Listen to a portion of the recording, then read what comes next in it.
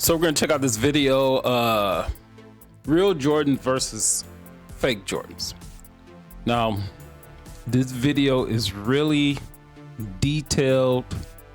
They're just small differences for the most part.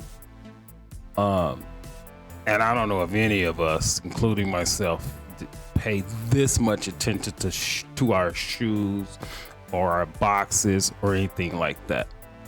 I started paying attention, and up to this point, luckily I haven't gotten any fake pair of shoes of any kind.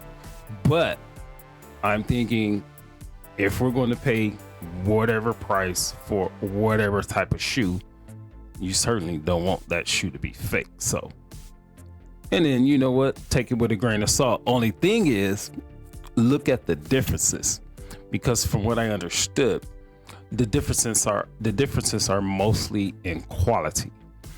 In Nike in particular, which is mainly what I deal with, they don't fake on quality as far as the actual build of the shoe.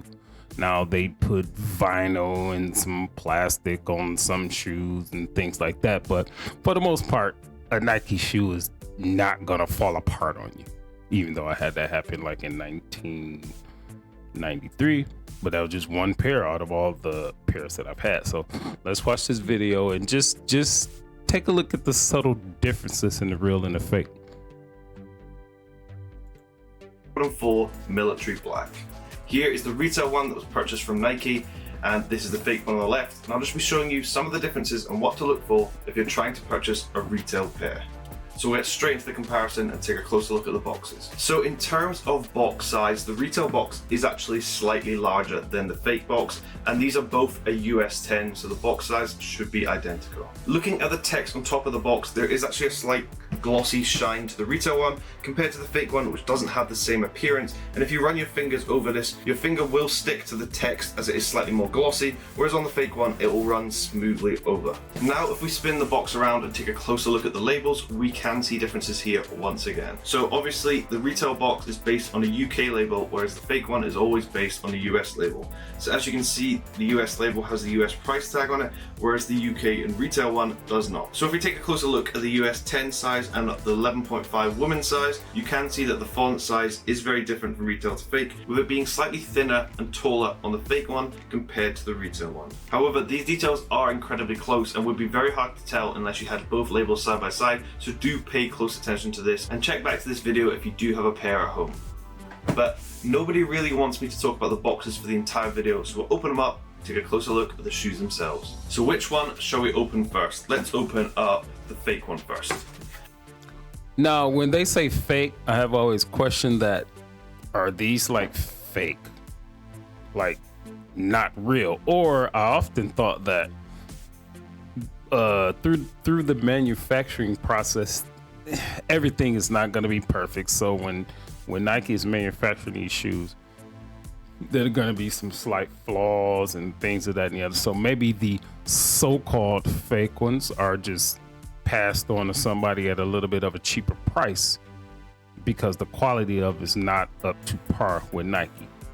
That's just something I thought. Or it could be a whole company out here manufacturing and copying fake shoes. I don't know, that sounds ridiculous to me, but if you manufacture a shoe for a total of $60 and you can sell it for $300, well, that might be, and it's legal in whatever country it's manufactured in. Well, that might, if you're a evil person or a disingenuous person, that might be a business that somebody's willing to get into, and I don't put it past companies. So as you can see, the shoes come exposed and the paper is lying flat on the bottom of the box, which is normally a telltale sign because fakes don't ever seem to wrap the paper around the shoes, which is really odd because it would take 2 seconds to fix. And if we open up the retail one, you can see the paper did come over the top of the box and the shoes can't be seen beneath. And that seems like a small thing. Every single hundreds of pairs of Nikes that I've purchased, they've always come like this one on the left.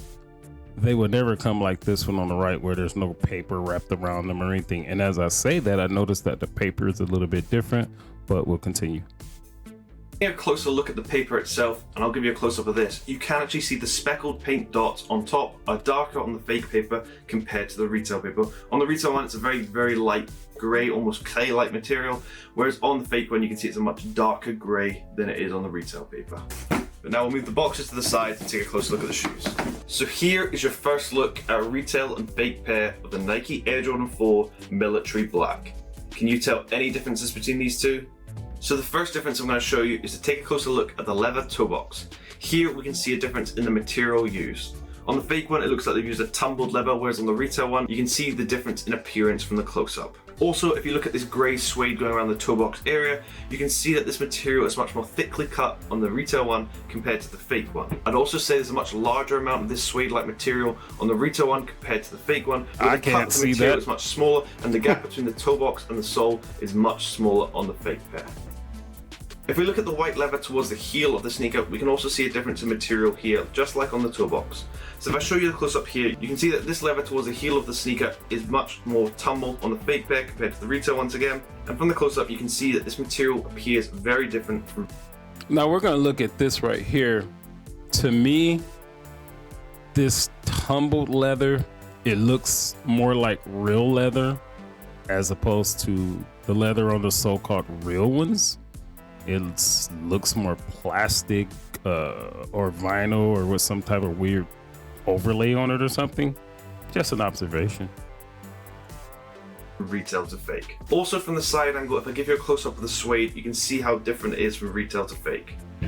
In terms of color, I would say the retail one, the suede is much lighter than it is on the fake one. The fake one's giving off a kind of green vibe. Also, I would say the suede is very different in length from retail to fake, but I would actually say there is more glue stains on the retail pair than the fake pair, but I do actually prefer the color on the retail one compared to the fake one. Looking closely at this rubberized panel here and looking at the stitching just beneath this, you can see differences between the retail and fake. So if I give you a close-up of this, you can see just how messy the fake stitching is compared to the retail one.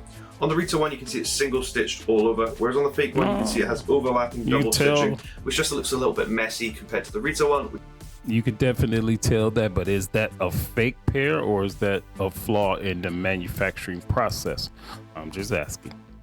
Which is actually done very cleanly. Taking a look at the heel tab of both of these shoes, there isn't actually much difference between the Jumpman logos, but what you need to look closely at is the stitching just above. So if you look closely at the stitching just above, you can see differences between the retail and fake. On the retail one, you can see the stitching is much closer together than it is on the fake one. On the fake one, you can clearly see there's a gap between the two stitches, whereas on the retail one, you cannot see this as cleanly. If we look at the underside of the tongue and take a closer look at the Air Jordan label, we can see differences once again.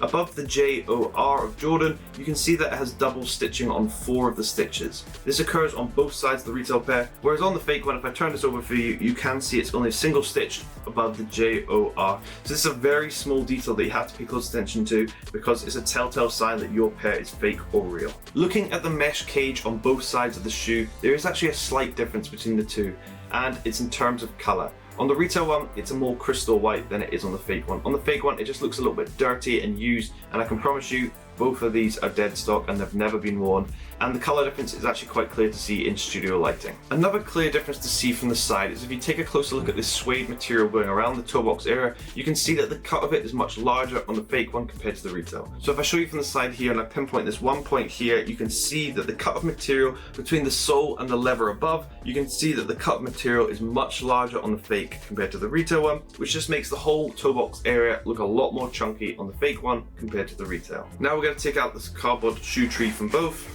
from the retail one, and here is the fake one, and I'll give you a close-up of this. On these shoe trees, you can see that the indents and markings on them are much more indented on the fake one compared to the retail, and if you turn it upside down, on the fake one it says die-cut sock liner, whereas on the retail one it says molded sock liner. So there is a difference between the two. It looks like they've just tried to copy this from other models where it does say molded sock liner on the retail one. So pay close attention to the cardboard shoe trees, because if the details are really close on the shoe, the details inside the shoe can be very different. So the most noticeable difference on the right shoe is actually this grey rubberized material here once again on the side. And if you look towards the bottom of it, you can see that a cut of the material on the fake one is peeking through the gap in the middle of this rubberized material, whereas on the retail one, you can't see this cut of leather material coming through the inner cage gap. It covers it perfectly. The only other difference I would note is actually the general shape of the shoe. This is a chunky shoe because it is an Air Jordan 4, but what I would say is the retail one is actually much slimmer than it is on the fake one. Because of the cuts and material around the toe box, it does make the overall shoe look a lot chunkier than it is on the retail one. So it's just something you should pay attention to. If your shoe is just looking overly chunky towards the toe box area, there's a big chance it's fake. But thank you very much for watching. I hope this video has helped you if you are trying to purchase a retail pair, because this shoe, in my opinion, is really, really nice. It's just like the Nike Dunk Panda, but for Jordan 4s. It's an everyday wear and it's just so simplistic, but it looks incredibly clean. Let me know down below in the comments if you picked up a retail pair. Thank you very much for watching. Please like and subscribe. Helps me do more comparisons just like this. But hope you have an amazing day. So, my conclusion, and this is not overall because I know the fake versus real shoe community is like a huge thing right now. So we're just gonna go off just this one video, just this pair of shoes. I'm just gonna say that there was flaws in the manufacturing process, because here's how I see it. I think they have the overall design of the shoe, they get the machines calibrated, the people do the work and do this, that, and the other. And I think they refine the manufacturing process throughout the cycle of making the shoe. And so you're gonna have certain issues with, with the shoes, especially when they go through the quality inspection process.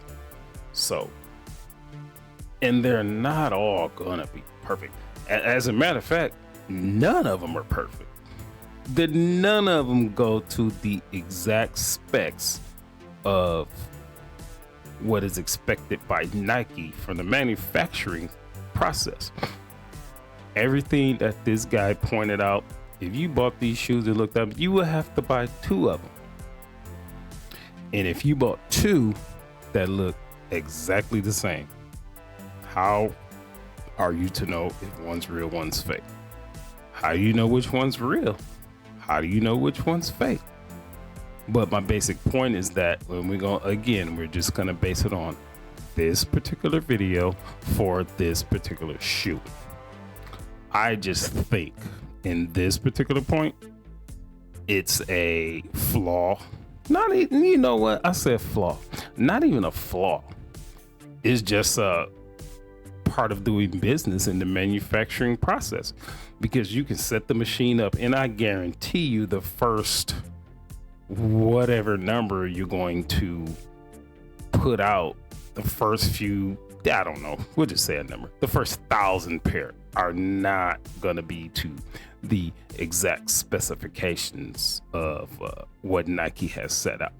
So I don't know this to be for certain. They'll probably manufacture a few amount of shoes, whatever that amount is. They're gonna take them and they're going to inspect them against the design specifications, and they'll throw that one to the side. Well, that don't fit it. Throw that one, that's real, not real.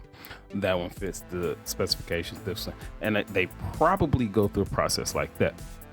So then what they do is they tweak the manufacturing process, and then they continue, boom, boom, boom. They do another 1,000. These fit, these don't, these don't, these do, these don't.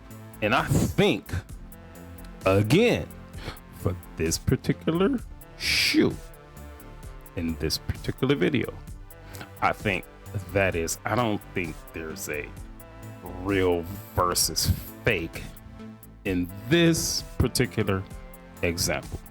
That's all I'm saying. Because like I said before, you think about it for yourself. If you could get a company to manufacture a shoe for $40 and you can sell that shoe for $300, I mean, that's being disingenuous and you're lying and all this type of stuff. But a lot of you would do that in a heartbeat. I wouldn't do it because at the end of the day, I just wouldn't feel good about it. Money is not my motivation. I'm not driven by money. But believe it or not, and most of you know this, most people are driven by money. How much money I got? how big is my house? And I'll tell you how big my house is. Oh yeah, how many cars I got? What are the manufacturers of the cars? You got a Mercedes. And actually, Mercedes is probably a bad example because Mercedes maintain their value. But I got this year Denali. That's too bad. I got this year Denali. I'm a little bit better than you. Get out of here with that nonsense.